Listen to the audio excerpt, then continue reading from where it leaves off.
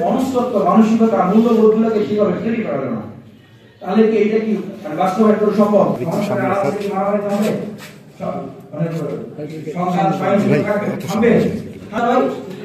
কেউ কি চিন্তা করছে যে যিনি কোটা সংস্কার আন্দোলন 18 সালের সময় এই করে গেছে তার উপরে কেমনে হামলা করে সংস্কারের প্রশ্ন উঠছে ঠিক তখনই নতুন বাংলাদেশের ছাত্রলীগের মডেল ছাত্র রাজনীতি চাই না আমরা।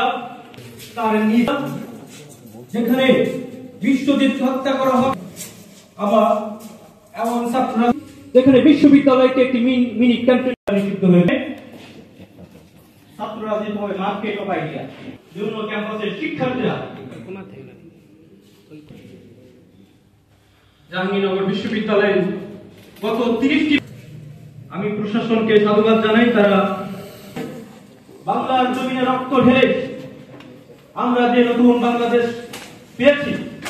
বিশ্ববিদ্যালয়ে গত 14, 15, 17 তারিখে ছাত্রলীগ যে দলীয় লেজুভিত্তিক ছাত্র রাজনীতি বন্ধ করতে হবে এবং ছাত্র সংসদ নির্বাচন দিতে হবে, এটা ছিল 7 নম্বর কথা। এটা খুবই গুরুত্বপূর্ণ। দুঃখজনকভাবে এখন এটা ওইভাবে আলাপ আলোচনা হয় না।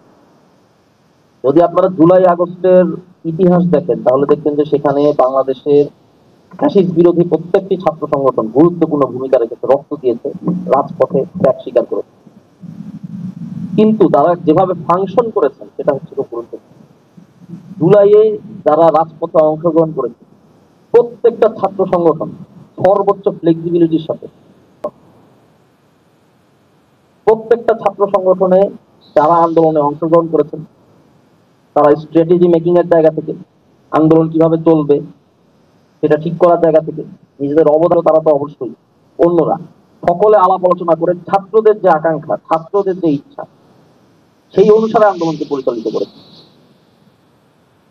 যদি করত তাহলে জুলাই গণঅভ্যুত্থান সফল হতো। আপনি যদি এর আগে যান 1990 এর গণঅভ্যুত্থান যদি দেখেন, তার আগে ছাত্র সংগঠনগুলোর ভূমিকা যদি দেখেন, সংস্কার শুধু একটা সিস্টেমের মধ্যে দিয়ে হতে পারে, সেটা হলো ছাত্র সংসদ নির্বাচন। আপনি যদি ছাত্র সংসদ নির্বাচন দেন, সকল শিক্ষার্থী যদি ছাত্র সংসদের সামনে যদি তারা আসে, তাকে যদি নির্বাচিত হয়ে উঠে আসতে হয়, তাহলে অটোমেটিক তার ছাত্র রাজনীতি সংস্কারের মধ্যে দিয়ে হয়ে যাবে।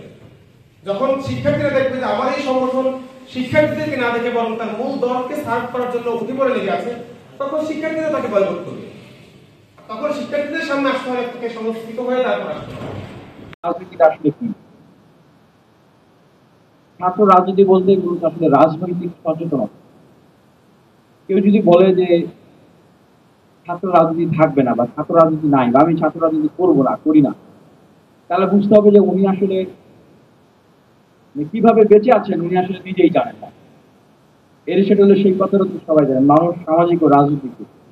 আপনি যেখানেই থাকেন, যেই পরিবেশেই থাকেন, যেভাবেই থাকেন, ইভেন এখন কবরস্থানে থাকলেও মানে মৃত্যুর পরেও তাকে রাজনৈতিক হয়ে থাকতে হয়। তাহলে আমি বলবো, আপনি যে জাতীয় বাংলাদেশের জাতীয় যে আমাদের সংবিধান আছে